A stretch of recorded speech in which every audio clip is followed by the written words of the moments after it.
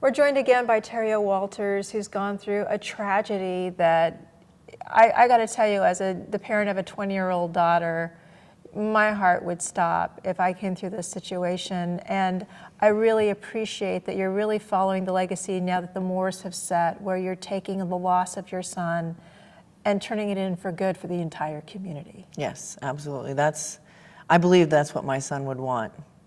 While my son was struggling with his addiction issue, he would brag about his mom.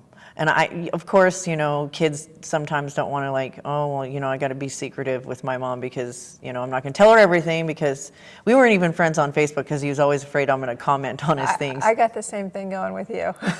Yeah. And so moms just aren't that cool. Yeah, I'm not cool, but I am cool when it comes to other things. So my thing is I want to make sure that my son's murder is not in vain, that something has to change. I just, if things were a lot different in regards to the options out there for people that have addiction issues, this would not be happening. People are dying. People are getting killed over drugs, and people are ODing. And some are, I have a friend that she suspects that her daughter committed suicide because of it. So it's a big issue. And a lot of the times what I hear is, and even in my own experience, addicts don't like being like that. And it needs to stop being a dirty secret. I know a lot of people are, if you're unfamiliar with that world, you have no idea what you can do to help. And there's this feeling of helplessness because you see someone who's obviously in pain, but you don't have a skill set to assist them. Give us some things that we can do to help those folks out. Well, first, obviously, is they need a place to go. When they want it, they need to have it right then and there, because if you don't have it available to them right then and there, they're going to change their mind within a couple days. And when you say a place to go? Well, a detox center would be one. And that's something we need here in Alaska. Yes. We don't have enough of. Yes, a big one. We have one that I know of, and there's a waiting list. When somebody's coming off of alcohol and heroin, it's not just a mental issue, it's a physical issue if they are addicted. Heroin and meth, or heroin and alcohol are not just a mental addiction, but it's a physical addiction. If you don't have it, you get sick. And alcohol actually can kill a person if they're, physically addicted, if they're not medically detoxed properly. So what do they do when they don't have a detox? They continue to use.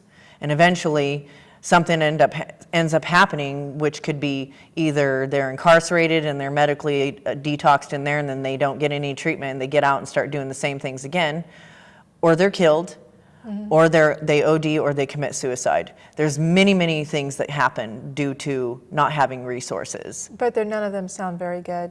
So getting a good, solid detox program that people can easily slip into. Yes. Is key to getting this epidemic we have of drug use and abuse resolved. Yes, and then after their detox, they need to go straight into treatment. There needs to be a bed open for them. We have 2,000-something bed at Goose Creek. Why not? I mean, and not just Goose Creek, how many more beds in all the other jails?